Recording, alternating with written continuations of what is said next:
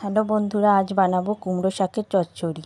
তার জন্য নিয়ে নিয়েছি কুমড়ো শাক, কেটে নিয়েছি, ঝিঙে ও আলু নিয়ে নিয়েছি। কড়া বসিয়ে দিয়েছি, কড়ায় তেল দিয়ে ফোড়ন দিচ্ছি, তেজপাতা, পাঁচ ফোড়ন ও শুকনো লঙ্কা। এবার আলুগুলো সবকটা দিয়ে দিলাম, ঝিঙেও দিয়ে দিলাম, দিয়ে ভালো করে ভেজে নেব।